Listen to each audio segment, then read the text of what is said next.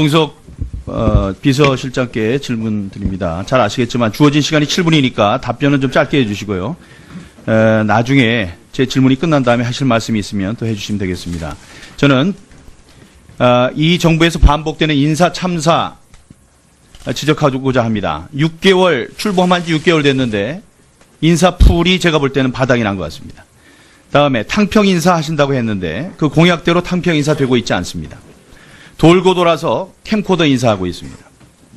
다음에 숙명여고 전성시대 맡고 있습니다. 궁금한 게 영부인께서도 인사에 개입하시는지 거기에 대해서도 좀 묻고 싶고요. 홍종학 후보자 자진 사퇴가 정도입니다. 예, 이와 관련된 질문을 시간 되는 데까지 제가 드릴 텐데 그보다도 먼저 실장은 전남지사 출마하십니까?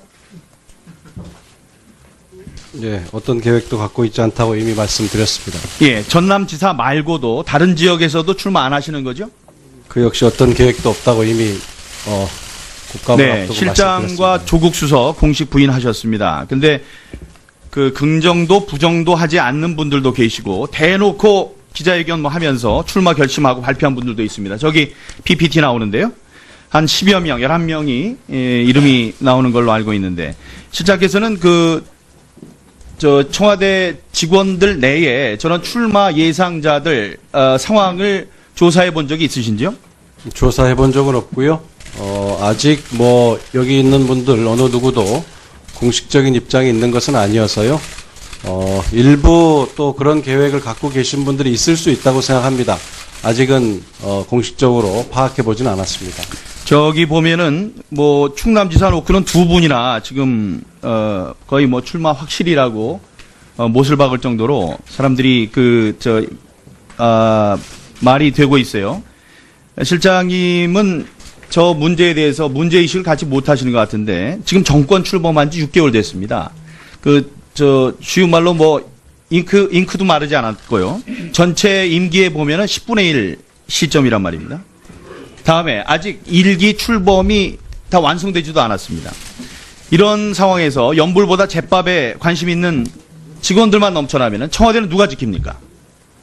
벌써부터 제주도 지사 출마하기 위해서 2월에 그만두겠다.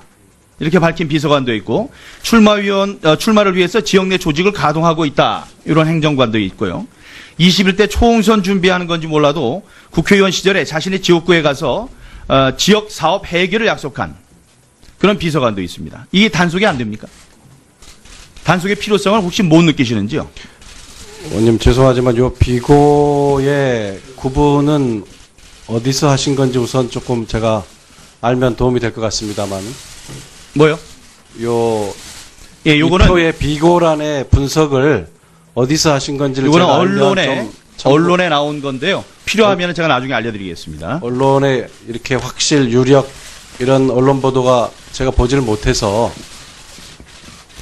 예, 관련된 걸 제가 업무에 알려드릴 차질이 테니까. 자, 그러면 없도록 잘 관리하겠습니다. 네, 비고란 빼고 지금 나오는 사람들 중에 지금 공식 부인하신 거 임종석 비서실장과 조국 수석은 부인하셨잖아요. 공식 부인하셨잖아요. 네, 예, 그런 식으로 지금 얘기가 된 건데요. 혹시 윤영찬 수석에 대해서는 출마 여부를 얘기를 해보거나 물어본 적이 있는지요? 없습니다. 계획이 없는 사람이 꼭 부인해야 하는 의무가 있는 건 아니라고 생각합니다. 네. 알겠습니다. 자, 요걸 한번 보시죠. 요게 이제 문재인 정부 인사 참사 이제 현황입니다. 정부 출범 6개월 정도 됐는데 이 가운데 여기 안경환, 조대엽, 김희수, 이유정, 박성진 또 두 분이 더 계세요. 김기정, 박규영 이렇게 7분이 벌써 낙마를 하셨습니다.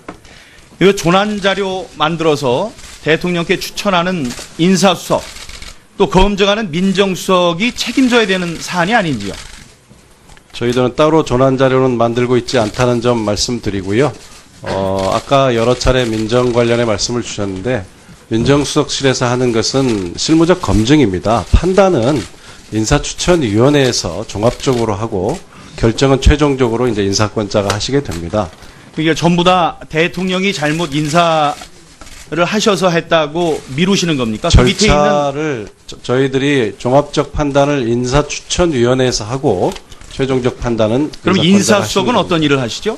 인사수석은 인사가 임박한 인사가 다 순서들이 있을 거 아니겠습니까? 계획을 세우고 추천을 받고 전체 인사 과정을 관리하고 있습니다. 인사위원회 위원장은 인사추천위원회의 비서실장이실 텐데, 간사기도 합니다. 예, 네. 비서실장께서 인사 문제로 지난 5월 26일, 9월 15일 두 번에 걸쳐서 대국민 사과하셨죠. 그 내용은 어떤 거였습니까? 처음에 한 거는 의원님 아시다시피 저희가 캠페인 과정에 이야기했던 이른바 5대 비리 관련해서 저희가 세부적 계획이 없는 상황에서 관련한 질의와 이런 비판이 국회로부터 많았기 때문에 제가 저희들도 국민의 눈높이에 맞추지는 못하고 있습니다 하는 사과와 함께 설명을 드렸고요. 네, 두 번째는 인사위원장이십니다. 박성진 후보자에 예, 대해서 말씀드렸습니다. 인사위원장이신데 제가 아까 말씀드렸지만 이 추천하는 입장에 있는 인사수석, 검증하는 민정수석, 지금 인사 참사에 책임을 주고 경질해야 된다고 생각합니다. 그 왜 경질 안 하십니까? 조치를 해야 된다고 생각해요. 이게 이 사람들이 이 정부에도 누를 끼치고 있는 게 아닌가요? 그렇게 생각 안 하십니까? 의원님, 저희들이 가지고 있는 시스템이 어떻게 완전할 수가 있겠습니까? 그리고 인사가 지난번 제 국회에서도 말씀드렸지만 참 어렵습니다. 저희들이 최선을 다하고 또 언론을 통해서도 검증이 이루어지고 최종적으로는 국회에서 청문회를 통해서 이루어지는 검증도 매우 중요하다고 생각합니다. 가급적이면 자, 시간이 없기 때문에 알겠습니다. 말씀하시는 바 충분히 이해가 되었고요. 실장께서 혹시 숙명여고 전성시대라고 들어보셨는지요? 시간이 없어서 단도직입적으로 여쭤봅니다. 잘 못 들어봤습니다. 영부인이 인사에 개입하고 있습니까? 저기 전혀- 보시면 지금 조현옥 인사수석, 백경희 국가과학기술심의위원회 위원장 해서 5분만 지금 들어도 숙명여고 출신이시고, 다음에 청와대 인사검증 시스템 제대로 작동 안 하고 있다는 것 다들 공감한 사실인데, 조현옥 수석 앉아 계시는 분, 그 자리에 계속 앉혀두고 있는 것, 영부인의 그 숙명로고 라인이기 때문이다. 하는데 이에 대한 전례 말씀해 주시죠. 여사님께서 인사에 전혀 개입하는 바가 없고요. 여사님을 이 장면에 끌어들이는 것은 좀 유감입니다. 그리고 이 검찰총장 부인이나 주미대사 부인이 무슨 죄가 있겠습니까? 조금 지나친 거라 생각됩니다. 네. 네. 민경 의원 수고하셨습니다. 다음 박용진 의원 질의해 주시기 바랍니다. 예, 장하성 정책실장님께 질의하겠습니다. 금융실명제라고 하면 대부분의 국민들이요, 은행과 예금거래에서 본인의 명의로 해야 되는 걸로 알고 있습니다. 그런데 이번 국정감사에서 차명거래는 물론 도명거래도 실명 확인만 하면 아무 문제가 없다는 게 금융위원회의 답변이었습니다. 저는 이거 듣고 사실 좀 깜짝 놀랐는데, 실장님은 이런 사실 알고 계셨습니까? 저도 이번에 처음 알았습니다. 예. 다행히 이제 금융위원회가요, 이제 새 정부의 출범 이후에 잘못을 인정하고 또 이번 국정감사 기간을 통해서 확인한 바가 검찰의 수사 결과, 국세청의 조사 결과, 그리고 금융감독원의 검사 결과 차명거래라는 것이 확인된 경우에는 이자 및 배당소득에 대해서 90%의 세율로 차등과세 대상이다라고 하는 것을 입장을 재확인해 줬습니다. 그래서 그동안 잘못 운영돼 왔던 금융실명제를 바로잡게 되는 이제 계기를 만들었는데요. 이렇게 잘못 운영되어 온 금융실명제 바로잡는다는 측면에서 대통령이 말씀하셨던 오래된 잘못된 관행 바로잡는다. 이게 적폐청산 아니겠습니까? 그래서 금융적폐청산 1호다 이렇게 생각을 합니다. 국회는 국회대로요, 24년 동안 거꾸로 서 있었던 금융실명제 바로잡는데 노력을 하겠습니다. 우리 실장님께서도 앞으로는 금융실명제가 제대로 운영될 수 있도록 많은 관심을 좀 기울여 주십시오. 네, 알겠습니다. 조금 다른 질의를 하겠습니다. 대통령이 지난 1일 시정연설에서 재벌 중심의 경제에서 사람 중심의 경제로의 전환 필요성을 강조하신 바가 있죠. 실장님께서도 지난달 31일 외신기자 간담회에서 총수 일가의 전횡을 막기 위해서 편법적인 지배력 강화를 방지하겠다고 말씀을 하신 바가 있습니다. 네, 그렇습니다. 예. 그래서 본 의원은 총수 일가의 편법적인 지배력 강화의 대표적 사례가 다름 아닌 삼성그룹의 총수 일가가 삼성생명 보험 계약자의 돈으로 매입한 삼성전자 주식을 통해서 삼성전자 및 삼성그룹 전체를 지배하는 것이다, 이렇게 생각을 합니다. 혹시 실장님도 이 의견에 동의하십니까? 총수 일가가 그런 편법적인 방법으로 지배력을 장악하는 건 문제가 있다고 생각을 하고 한번 살펴보도록 하겠습니다. 예. 그동안 금산법 파동을 통해서 여러 차례 삼성생명이 보유하고 있는 삼성전자 주식이 고객의 돈으로 매입됐다라고 하는 점이 논란이었고요. 또 하나는 금산분리 원칙에 어긋난다고 하는 것 때문에 논란이었습니다. 삼성그룹 총수 일가가 총 발행 주식의 5%도 안 되는 지분을 보유하고 있음에도 불구하고 삼성전자를 삼성생명이 보유하고 있는 8.13% 그리고 삼성화재가 보유하고 있는 1.42%, 삼성물산이 보유하고 있는 4.57% 이걸 다 합쳐가지고 일가가 삼성전자와 삼성그룹을 지배하는 고리로 사용하고 있었습니다. 그 중에서도 삼성생명과 삼성화재가 보유하고 있는 삼성전자는 계열사 주식 보유 한도를 계산할 때 보호목 감독 규정에서 시장 가격이 아닌 취득 가격을 기준으로 하도록 한 특혜 규정 때문에 이게 가능한 겁니다. 이 표를 보시면 은행이나 상호저축은행, 금융투자업은 모두 공정가액, 즉 시가를 기준으로 하고 있는데요. 유독 보험업만 취득가액을 기준으로 합니다. 그러니까 지금 한 300만 원, 270만 원, 300만 원 가까이 되는 삼성전자 주식 가격을 5만 원으로 계산을 하는 회개한 일이 벌어지고 있는 거죠. 이 사실 혹시 알고 계십니까? 네. 뭐 권역별로 그 기준이 다른 걸 잘 알고 있습니다. 예. 근데 이게 이제 그 삼성생명에 대한 특혜로 작동을 하고 있는데 이게 보호목 감독 규정입니다. 법으로가 아니라 감독 규정으로 되고 있다는 건데요. 그래서 삼성생명의 경우 계산을 해보면 지난 3월 말 일반 계정을 기준으로 총 자산이 199조 정도입니다. 그래서 계열사 주식 투자 한도는 총 자산의 3%인 5조 9,700억 원 정도인데요. 취득원가, 그러니까 5만 원 정도로 계산을 하면 5조 6,700억 원 정도가 돼서 한도를 초과하지 않지만 다른 업권처럼 시장 가격을 기준으로 하면 32조 원대로 한도를 훌쩍 넘어서고 이게 26조로치를 매각을 해야만 되는 그런 계산이 나옵니다. 이 보험업 감독 규정으로 이런 일이 벌어지고 있는 건데요. 이 보험업 감독 규정으로 금산분리 원칙의 한도 규정 이상으로 지분 보유 효과를 노리고 있는 것이 어디냐면 딱 두 군데입니다. 삼성생명, 삼성화재밖에 없어요. 그러니까 다른 데는 해당도 안 됩니다. 이러니까 금융당국의 이런 규정 방치 때문에 보호목 감독 규정이 삼성 총수 일가에게 지난번에 확인됐던 이건희 차명 계좌와 함께 삼성 주명 쌍끌이 특혜로 작용하고 있다. 저는 그렇게 생각합니다. 이 부분에 대해서 빨리 좀 이를 바로잡는 역할을 실장님께서 좀 해주셔야 되겠다 이런 생각입니다. 그리고 또 마지막에 좀 답을 주십시오. 또 하나는 삼성에서 보험회사의 경우 다른 업권과는 달리 장기 투자를 하고 있어서 변명이라고 이렇게 합니다. 취득원가를 기준으로 해야 된다고 하지만 보험회사보다 더 장기 투자를 해야 하는 연기금도 한도 계산할 때는 취득원가가 아니라 시장 가격으로 한다는 점 되게 중요하고요. 또 중요한 점은 계열사 주식을 운영 목적이 아닌 보유 목적으로 운영해서 매각을 하고 있지 않다는 겁니다. 이렇기 때문에 삼성생명이 보유하고 있는 삼성전자 주식이 대부분 유배당 보험계약자 돈으로 산 거라서 이들한테 이 평가이익에 따른 매각에 따른 배당을 해줘야 되는데 그래야 이익이 실현되는데 삼성생명이 이 부분에 대해서 전혀 하고 있지 않아서 유배당 계약자들의 이익이 실현되지 않고 있습니다. 삼성생명이 보유하고 있는 주식사 계열사 주식의 평가액이 26조 원 수준이기 때문에요. 이를 매각하지 않아서 배당을 받지 못하는 유배당 보험계약자에게도 큰 피해이고 이 수가 무려 210만 명입니다. 이런 부분에 대해서 좀 적극적으로 좀 역할을 해주셨기를 기대를 좀 드립니다. 우선 그 시가 기준을 할 거냐 취득원가 기준을 할 거냐 하는 문제는 참 오래된 이슈이고요. 여러 의원님들이 지금 그 관련된 입법 하고 제가 그러면 그 말씀을 이제 마지막에 좀 해주십시오. 예. 저는 이 보호목 감독 규정이 금융위원장 직권으로 개정이 가능한 일인데 방치하고 있다. 그래서 잘못된 관행과 적폐를 청산하려는 의지가 우리 금융관료들에게 전혀 보이지 않는다. 이거를 좀 지적을 하고요.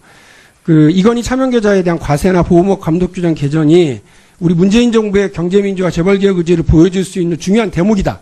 이 부분 그래서 이 부분에 대해서 적극적으로 좀 의지를 표명해 주시기를 기대를 하겠습니다. 네, 잘 알겠습니다. 네.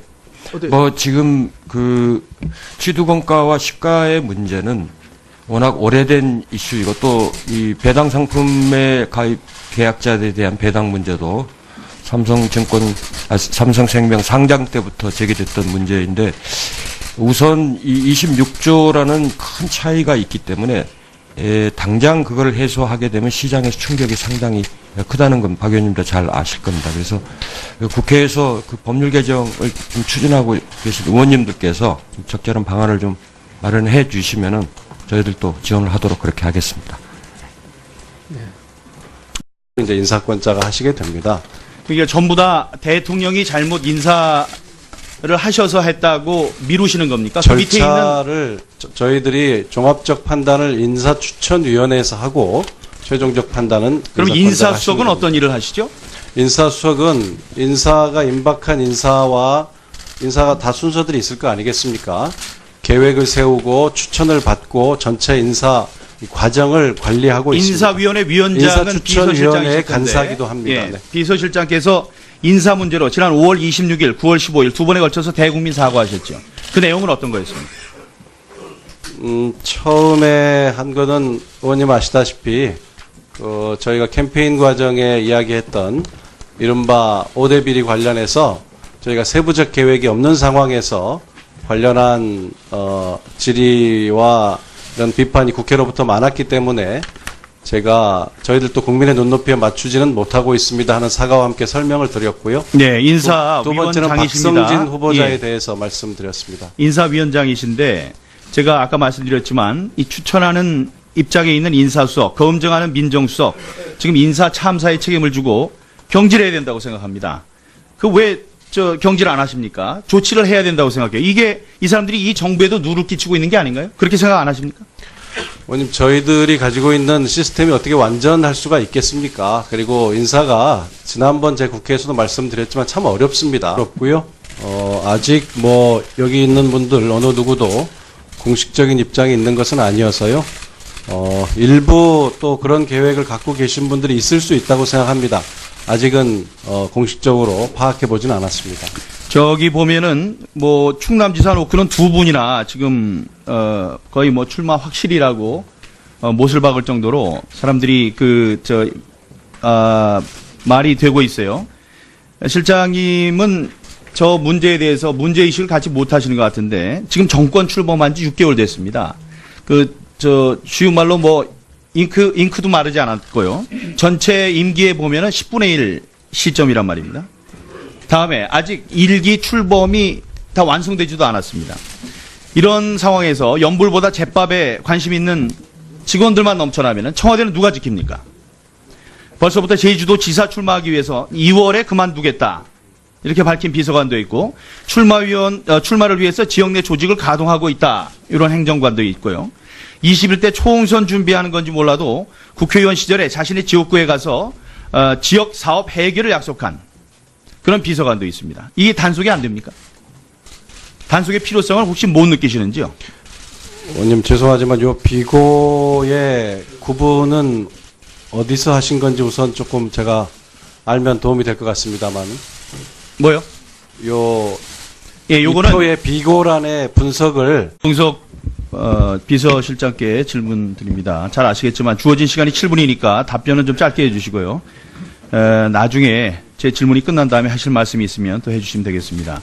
저는 이 정부에서 반복되는 인사 참사 지적하고자 합니다. 6개월 출범한 지 6개월 됐는데 인사풀이 제가 볼 때는 바닥이 난 것 같습니다.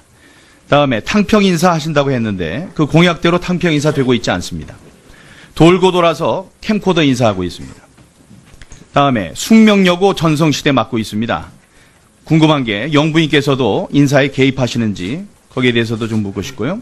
홍종학 후보자 자진 사퇴가 정도입니다. 이와 관련된 질문을 시간 되는 데까지 제가 드릴 텐데 그보다도 먼저 실장은 전남지사 출마하십니까? 예, 어떤 계획도 갖고 있지 않다고 이미 말씀드렸습니다. 예, 전남지사 말고도 다른 지역에서도 출마 안 하시는 거죠?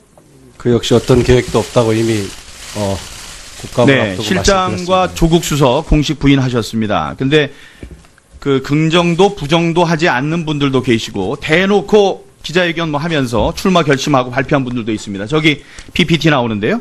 한 10여 명, 11명이 이름이 나오는 걸로 알고 있는데 실장께서는 청와대 직원들 내에 저런 출마 예상자들 상황을 조사해 본 적이 있으신지요?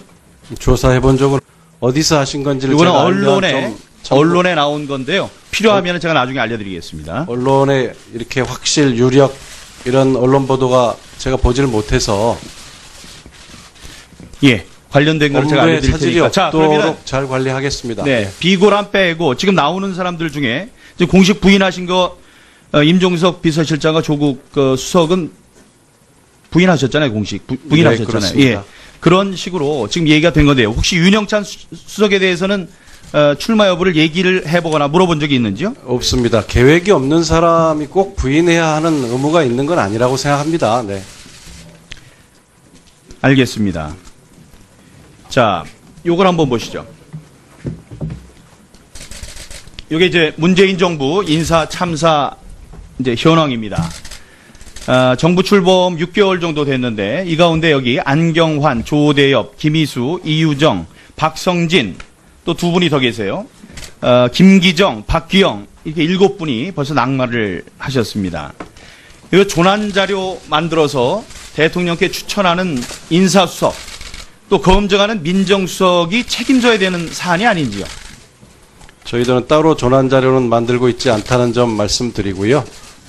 아까 여러 차례 민정 관련해 말씀을 주셨는데 민정수석실에서 하는 것은 실무적 검증입니다. 판단은 인사추천위원회에서 종합적으로 하고 결정은 최종적으로 저희들이 최선을 다하고 또 언론을 통해서도 검증이 이루어지고 최종적으로는 국회에서 청문회를 통해서 이루어지는 검증도 매우 중요하다고 생각합니다. 가급적이면 자, 시간이 없기 때문에 알겠습니다. 말씀하시는 바 충분히 이해가 되었고요. 실장께서 혹시 숙명여고 전성시대라고 들어보셨는지요?